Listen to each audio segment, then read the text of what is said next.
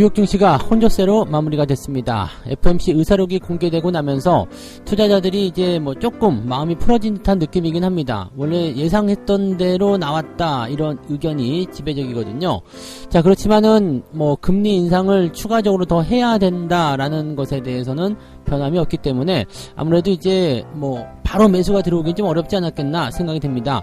다만 이제 크게 하락했었던 포지션을 이제 조금 정리하는 느낌으로 가고 있기 때문에 조만간 반등을 보여주지 않겠는가라고 분석을 해볼 수 있겠습니다. 자, 이 부분들 같이 조금 알아보도록 하고요. 자, 오늘 우리나라에선 금통위가 열립니다.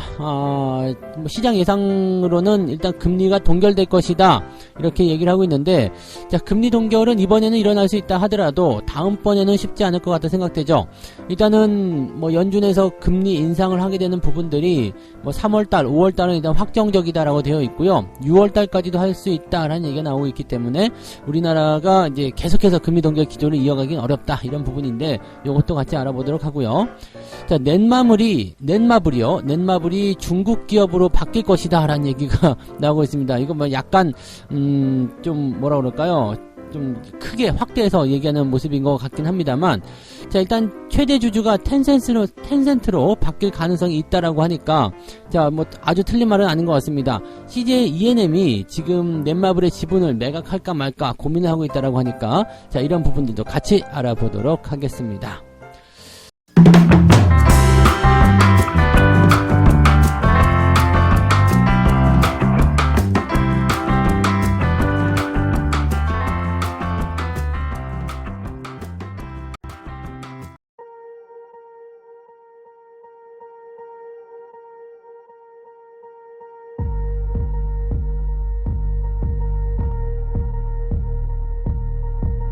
네, 반갑습니다. 자, 오늘은 2월 23일 목요일입니다. 자, 뭐 어제 미국 증시에 대해서 궁금해하시고 또 밤새 지켜보신 분들도 많이 계시겠습니다만, 아침에 딱 일어나면 바로 알 수 있잖아요. 그러니까 굳이 그러실 필요 없이 푹 주무시고 이렇게 미국 증시를 받아들이시면 좋지 않을까 생각됩니다. 우리가 쳐다본다고 해서 증시가 뭐 변하는 거나 그러진 않습니다. 그래서 뭐 그냥 궁금한 부분들 때문에 걱정스러운 건 알겠습니다만, 그럴수록 더 마음을 편안하게 가지셔야 된다는 거 잊지 마시기 바랍니다. 다우지수는 0.2% 하락해서 마감했고요. 나스닥은 플러스 0.13% 올라서 마무리가 됐습니다. 그냥 혼조죠. 별로 움직이지 않았다는 부분이고요. 장 초반부터 중반, 후반까지도 시장은 계속 좋은 흐름들 보여왔습니다. 그러다가 의사록이 딱 발표가 되고 나면서 주가가 한 차례 빠졌다가 다시 회복세로 전환되는 모습이었습니다. 그러니까 뭐 특별하게 뭐 시장을 나쁘게 만든다거나 그런 모습은 아니었던 것 같고요.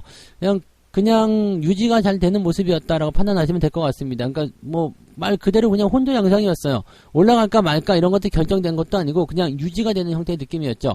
자, 근데 어제 주가가 제법 큰 폭으로 내렸잖아요. 2% 넘게씩 하락을 했었기 때문에 이런 것을 감안해 본다라면 2% 넘게 하락한 다음에 특별하게 움직임이 없었다라고 본다면 지금 이것은 하락을 멈추는 그런 패턴으로 볼 수도 있잖아요. 그래서 이렇게 해서 일단 큰 이벤트 하나 넘어가고 이제 상황을 또 정리해가는 입장으로 가게 된다라면 주가가 반등을 할 수 있는 가능성은 열려있다라고 보시면 되겠죠. 자, 어떻게 보면 우리나라에서 먼저 반응이 나올 수도 있어요. 미국이 저런 식으로 나왔어. 자, 이 이벤트는 일단 소화했네. 그렇다면 이제 다시 반등해볼까? 이런 식의 느낌이 나올 수가 있겠죠. 물론 국내 증시도 아래쪽에 하단 지지가 조금 멀리 있는 상황이잖아요. 2400포인트까지 열어놔야 되니까 그렇게 된다면 변동성 좀 나올 수 있어요. 그렇지만 지지선이 일단은 두껍게 있다는 부분들은 긍정적이겠죠. 지금 갭상승에 대한 포인트도 지지선 작용하고 있고요. 또 하단에 2400포인트도 지지선 작용하고 있기 때문에 어떻게 본다면 오늘 내일까지 해가지고 조금 더 빠르게 반등의 어떤 가능성을 열어줄 수도 있지 않겠는가라고 생각을 해볼 수도 있겠습니다. 자, 일단 재료를 한번 살펴보도록 하죠. 예상과 크게 다르지 않았던 FOMC 의사록을 소화했다라고 얘기가 되어 있습니다. 최근 들어서 연준 내 매파 의원들이 FOMC 회의에서 0.5% 금리 인상을 주장했다 이렇게 얘기를 했었는데, 이 사람들이 순간 욕이 나왔네요. 이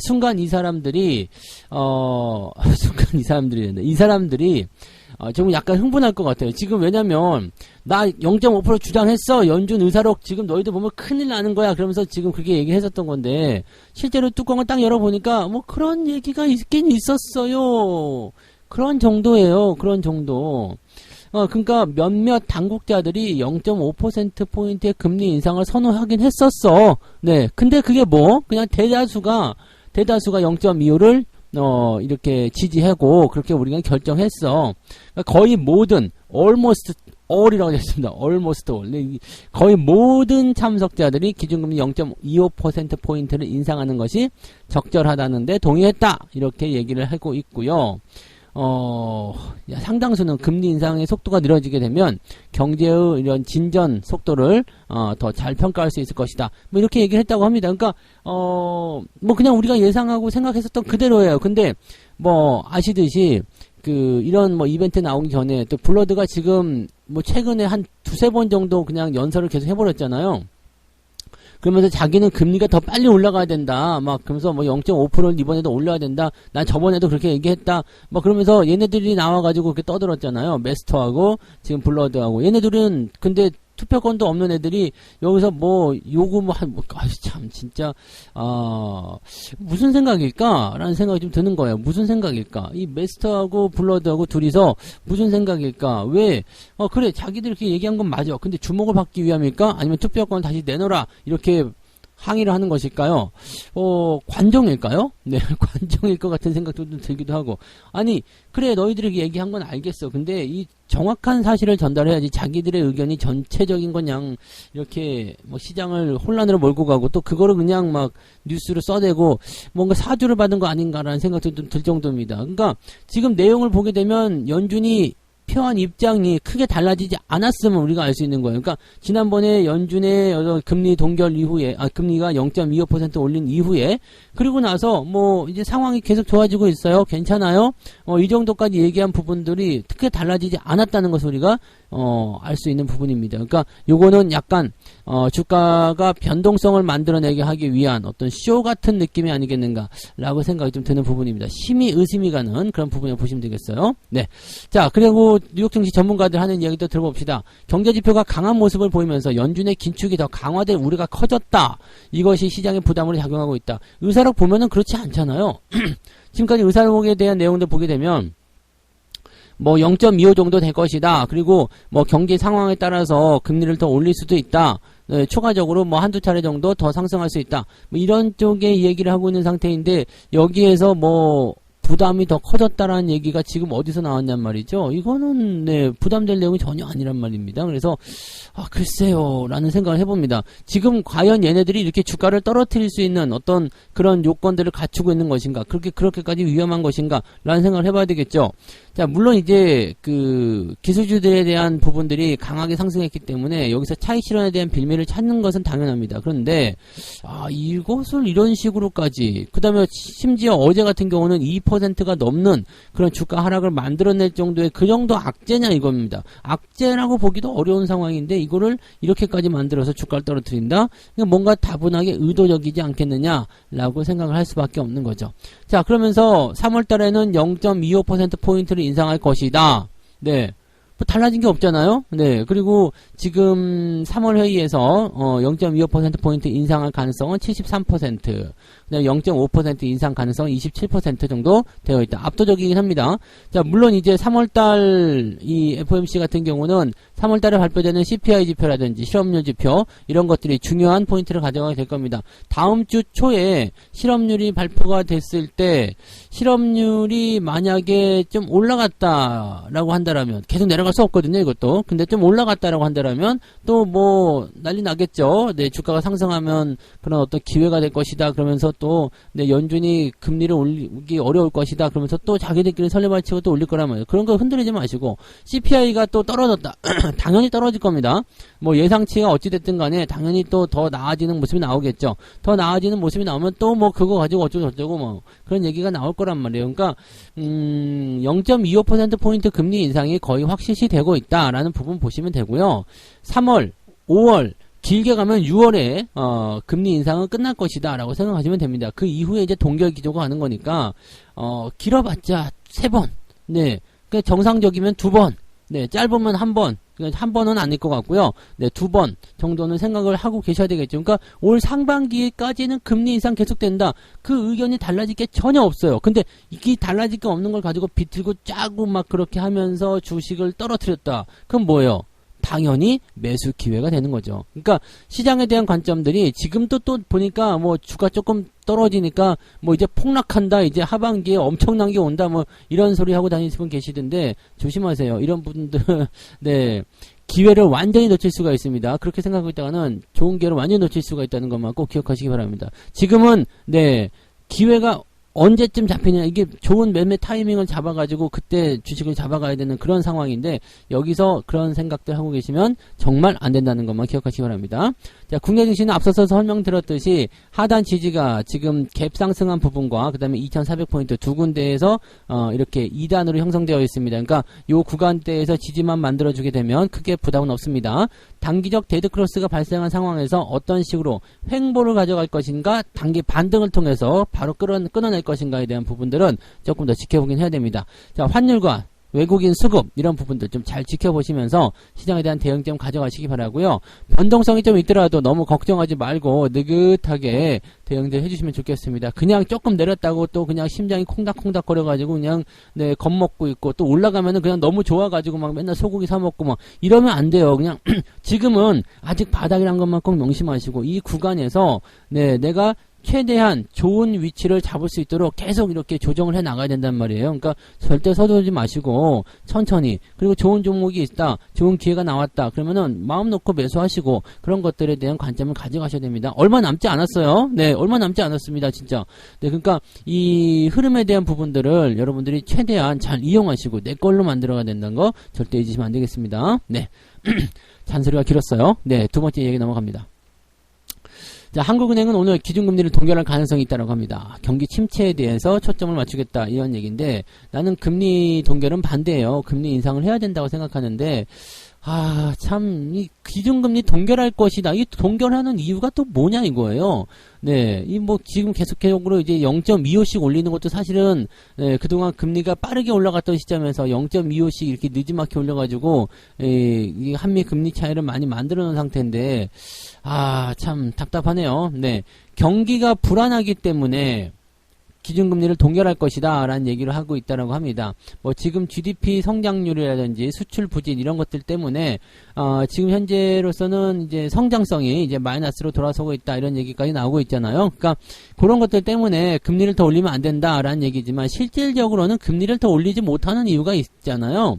네, 기준금리를 계속해서 올리게 되면 지금 정부에서 얘기하고 있는 뭐예요? 은행들에게 뭐 금리 낮춰라 하는 것 자체가 쉽지가 않아. 지금도 지금 기준금리보다 아래쪽으로 떨어지는 예금금리가 나와서 코미디 현상이 일어나고 있는데, 이 상태에서 금리를 기준금리 더 올려버린다 그러면은 이 정책 자체가 애매해지죠. 기준금리가 높아지는데 이 대출금리를 낮춰라 라고 한다라면 이게 사실 말이 안 될 수도 있잖아요. 그 다음에 부동산 같은 경우도 마찬가지죠. 뭐 변동금리가 이 기준금리를 통해서 변동금리가 책정이 될 텐데, 이런 부분들을 생각한다면은 금리가 또 올라가게 되는 상황이 벌어지게 되잖아요. 그러면은 지금 부동산 경기 일단 살려놔야지 뭔가 민심이 좀 안정화될 텐데, 그런 것들도 멀리 갈 수 있잖아요. 그러니까 금리를 어떻게든 네, 동결을 시켜야 되겠다라는 식으로 가는 거겠죠.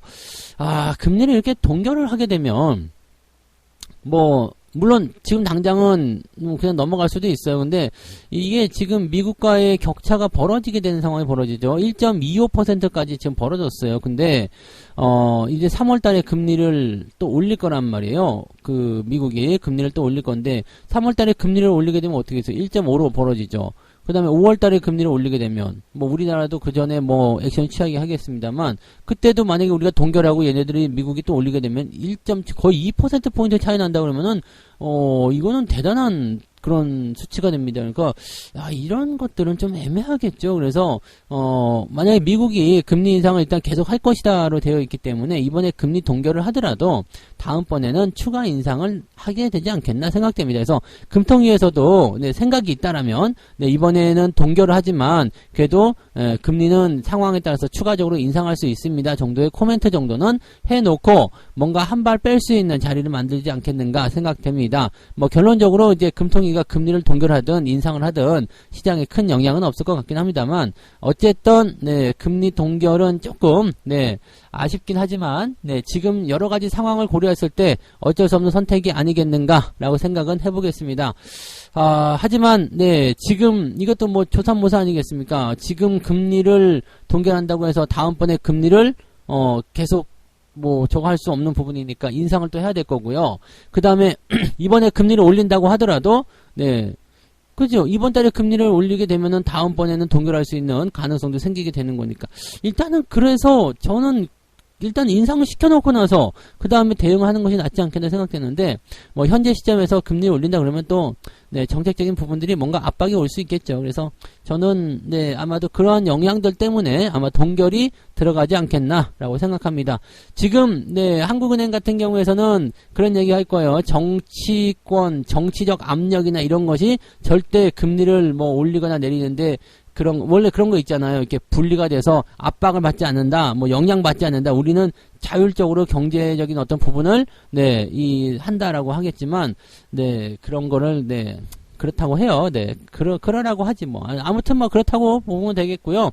네, 독립적으로 잘 결정하시면 좋겠습니다. 근데 기준금리 동결은, 네, 이렇게 가면은 안 되는 것만, 네, 일단 모르지는 않겠죠? 네, 모르지는 않겠는데, 하여튼 마음에 안 드네요. 네. 금리 동결은 이런 식으로 가면 안 되겠죠. 뭐, 지금, 네, 여기까지. 네, 일단 하도록 하겠습니다. 할 말은 많지만, 더 하지 않겠습니다. 어쨌든, 금리 동결에 따른, 네, 영향은, 네, 뭐, 좋거나 나쁘거나 다 나타나지 않고요. 그냥 시장에 큰, 네, 변화는 없을 것이다. 라고 생각하시면 되겠습니다. 세 번째, 넘어가죠. 넷마블이 중국 기업으로 바뀌느냐. 네. 이건 또 뭔 소리야? 라고 했는데, CJ ENM이 가지고 있는 지분, 지금 여기가 CJ ENM이 넷마블의 2대 주주예요. 근데 넷마블이 요즘에 죽을 쓰고 있잖아요. 실적이 너무 안 좋아. 그리고, CJ ENM 자체도 현재 뭐라 그럴까요? 재무구조가 조금 그냥 그래요. 그렇기 때문에 뭐 엔터주드 같은 경우는 다 아시겠지만 좀 시간이 지난 다음에 회복이 될 수 있는 가능성들이 높잖아요. 그래서 하반기까지 열어놓고 봐야 되는 거라서 이제 서서히 회복되어가는 그런 과정인데 게임주 역시도 지금 완전히 개판을 치고 있는 상황이라 좀 힘들겠죠. 그래서 CJ ENM 입장에서는 이거를 좀 팔아가지고 네, 돈을 좀 챙겨야 되겠다라는 생각을 좀 하고 있는 것 같아요. 그러니까 그런 부분들이 나오고 있는데다 지금 넷마블을 비롯해서 게임주들이 여전히 좀 애매하죠. 위메이드 같은 경우는 뭐 코인 팔아가지고 장사하고 있다 그러지 NC소프트는 연일 그냥 막 깨지고 있지. 뭐 그 다음에 방학은 끝났잖아요. 이제 방학이 끝나감에 따라서 이제 문제가 또 뭐예요? 방학이 끝나면 뭐라 그래요? 초딩들의 러쉬가 끝난다 해가지고, 이제, 매출이 좀 줄어들죠. 그리고 신작 기대감이 있는 것도 아니고, 이런 상황입니다. 그래서 지금 넷마블 입장에서는, 뭐, 이렇게 좀 대단한 어떤, 성과를 줄 수 있는 그런 신작 게임이 나타나는 것도 아니잖아요. 그래서 그런 부분이 있어서 지금 계속 영업 손실이 나온다든지 적자가 지속되는 그런 형태로 나타나고 있고요. 공매도 같은 경우도 크게 늘어났어요. 지금 21%나 늘어나 있는 상태입니다. 그래서 이 정도라면은 부담스럽다라고 얘기할 수 있는 부분이 좀 되겠죠. 그러니까 이런 것들을 이제 개선시킬 수 있는 모습은 언제쯤 되겠느냐? 뭐 여기서 이제 3분기 이후라고 얘기가 되어 있는데 그것도 여름방학이 지나야 된다는 얘기거든요. 그러니까 이 특수한 어떤 시절들이 있죠. 게임주들이 움직이는 시절, 뭐 연말이라든지 또 방학 때라든지 이런 시기들이 있기 때문에 아마 이 봄철부터 시작해가지고는 조금 네 힘든 구간을 견뎌내야 되지 않겠나라고 생각됩니다. 상황이 이러니까 네 CJ ENM 입장에서는 좀 답답하죠. 뭔가 이제 사실은 뭐 경영권 참여 목적으로 2대 주주로 되어 들어간 것이긴 한데 뭐 답답하지 뭐. 왜냐면 CJ ENM 자신들도 지금 힘든 상황인데 쟤네 쪽에서 돈 될 것도 없잖아요. 뭐 배당이라도 많이 챙겨주거나 아니면은 뭐 이렇게 돈 될 만한 그런 소식들이 전해지면 좋겠는데 그런 건 전혀 없고 또 ENM하고 지금 넷마블하고 시너지를 만들 수 있는 것도 없어요. 그러다 보니까 ALC 이거 팔아버려야 되겠다 이렇게 생각을 할 수가 있겠죠. 이렇게 되면은 지금 재무구조 개편을 위해서 지분을 매각하겠다라는 이야기들을 얘기하고 있는 부분들이 이 넷마블에도 퍼질 수 있다는 얘기가 되는 겁니다. 그래서 이렇게 되면 요거 제법 괜찮을 것 같아요. 넷마블 입장에서는 팔려간다는 입장이 되는 거죠. 그래서 괜찮다. 왜? 팔려가는 입장은 언제나 호재였거든요. 그다음에 ENM 입장에서는요, 넷마블 주식을 팔아가지고 돈을 챙길 수 있다라는 경우가 되는 거고요. 또 요거를 지금 사들일 수 있는 가장 유력한 애가 누구냐? 텐센트라 얘기해요. 텐센트. 자, 텐센트가 지금 3대 주주로 되어 있습니다. 네. 3대 주주로 되어 있는데, 이 3대 주주로 들어가 있는 이 텐센트가, 넷마블의 주식을 CJ ENM으로부터 일부 또는 전량을 만약에 양도받는다. 그러면은, 네, 최대 주주로 있는 방준혁 의장의 주식을 넘어갑니다.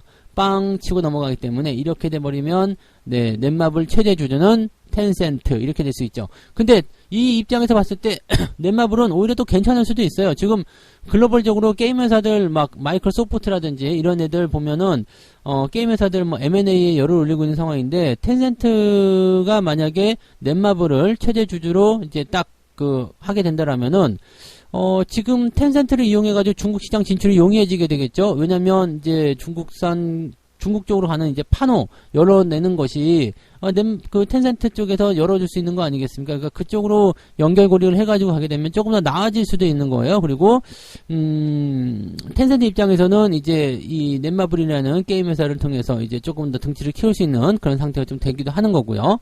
자, 문제는 이제 정서상 짜증나는 거죠. 네, 중국 기업이 와가지고 한국 기업을 소유한다.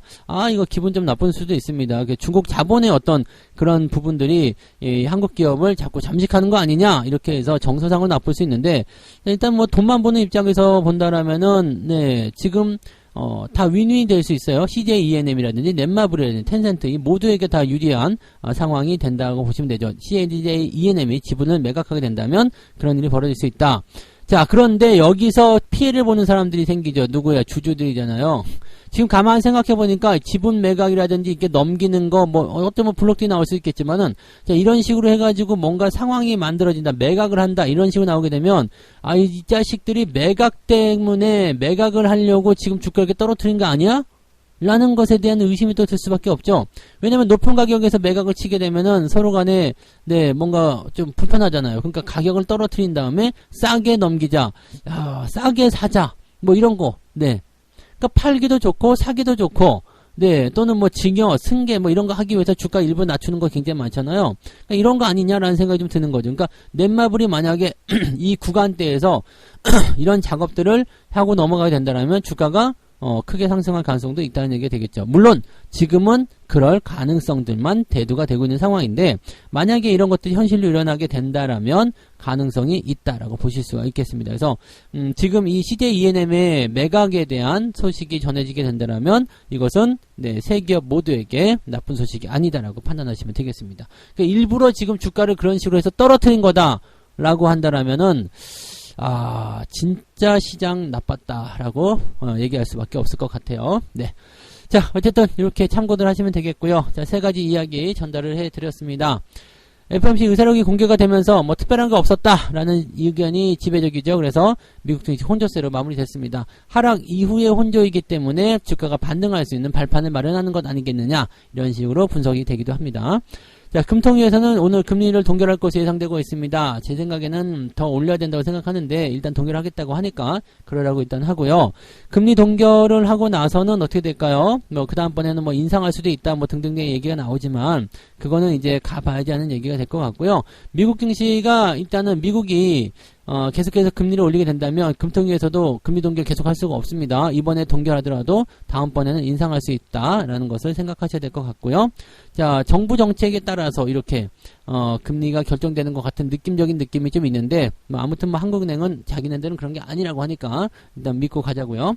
자, 그 다음에 넷마블이 중국 기업이 될 것인가? 이렇게 되면 CJ ENM이 주식을 지분을 팔면서 ENM은 돈을 가지니까 좋고요. 넷마블 같은 경우는 매각에 대한 이슈가 뜨니까 좋고요. 그 다음에 텐센트 같은 경우는 넷마블을 통해서 이제 이 넷마블 게임들을 중국 쪽으로 출전을 시킬 수가 있고, 또 자기의 덩치 키울 수가 좋고요. 전부 다 시너지가 발생하는 효과들이 나타나게 됩니다. 그래서 이렇게 되면 다 에브리바디가 좋긴 좋은데, 이것을 위하여 주가를 이렇게 떨어뜨린 것은 아니냐라는 합리적인 의심이 들기 시작하면서 주주들만 열받는 그런 상황인 것이 아닌겠는가, 이렇게 얘기를 해볼 수가 있겠습니다. 아무튼 네, 이거는, 네, 물적 증거가 없어요. 심리적인 증거, 네, 이거 뭐라 그러지? 킹리적 가심? 뭐 그러던가? 아무튼 그런 의심이 좀 든다는 얘기죠. 근데 반대로 뒤집어 보면 이런 이슈가 지나가고 나면 넷마블에게는 또 주가 상승의 기회가 될 수도 있기 때문에 자, 어떻게 되는지는 좀 지켜봐야 되겠죠. 아직은 네, 예상, 예측, 이야기들만. 근데 뭐가 나오기 전에 항상 이렇게 먼저 떡밥 먼저 던져주잖아요. 네, 이럴 수도 있었네라고 하다가 아 진짜로 밝혀졌네? 뭐 아니 땐 굴뚝 열기 나는 게 아니기 때문에 이런 부분들은 일단 관심 있게 좀 보실 필요는 있을 것 같아요. 네. 모두에게 일단 좋은 부분들일 테니까, 네. 좀 지켜보도록 하죠. 네. 책 한 꼭지 읽고 마무리하도록 하겠습니다. 50달러에서 갑자기 70달러로 뛰어오르는 주식은 없다. 다시 말해서 상승세를 타고 50달러까지 오른 주식이 다시 45달러로 후퇴하는 현상은 마치 무용가가 도약을 준비하기 위해 움츠려 있는 것과 같았다라는 얘기입니다. 자, 이게 뭐냐면 추세를 따라가는 상황을 보게 되면 주가가 상승하게 되잖아요. 그러면 계속 상승할 거다 생각하고 베팅을 막 하는데 그러다가 주가가 한번 떨어지죠. 그러면은 막 실망하면서 주식 팔아버리고 막 뭐 울부짖고 막 그런 분들 많이 계세요. 짜증내고 막. 근데 계속 올라갈 수가 없어요. 네. 뭐 한 2, 3일 정도 올라가면 계속 올라갈 거다 생각하고 막 거기다 베팅 하시는데 절대 그런 주식은 없습니다. 올라가고 나면 좀 떨어지고 그게 당연한 거거든요. 단기에 많이 올라갔다 그건 미친 거예요. 그거는 사는 게 아니라 팔아야 되는 타이밍이기 때문에 항상 추세라는 것을 꼭 이해를 하셔야 됩니다. 천천히 올라가다가 조금 내려가서 다시 안정화 만들어 놓고 또 올라가지고 왜 이거는 아래쪽에 있는 지지라인대가 따라오기를 기다려주는 거거든요. 그러니까 지 혼자서 막 달려가게 되면 결국에는 혼자 가다가 다시 돌아올 수밖에 없는 그런 상황이 되는 거니까 아주 정상적인 부분이에요. 우리 시장도 마찬가지예요. 올라가기 위해서는 상승 이후에 조정을 꼭 만나줘야 됩니다. 그 폭이 크고 뭐 작고 그런 부분들은 그때그때 다르겠습니다만 이런 것들을 걱정하실 필요가 없다는 얘기죠. 그래서 시장에 대한 포인트들은 이런 식으로 우리가 생각해 나가시면 괜찮다라고 봐주시면 되겠습니다. 자, 오늘도 우리 시장이 일단은 지지라인 때 잘 유지하거나 강보합 정도 수준만 나타나도 나쁘지 않을 것 같다 생각되니까 이런 부분들을 잘 한번 살펴보고 활용해 보도록 하자고요. 시장은 크게 겁먹을 건 없을 것 같아요. 네, 그러니까 너무 걱정하지 마시고 지금 위치에서 이제 좋은 기회가 있는지 여부만 좀 잘 활용하시고 그렇게 가주시면 좋을 것 같습니다. 아시겠죠? 자, 그러면 화이팅 하시고요. 오늘은 여기까지 가도록 하겠습니다. 고맙습니다.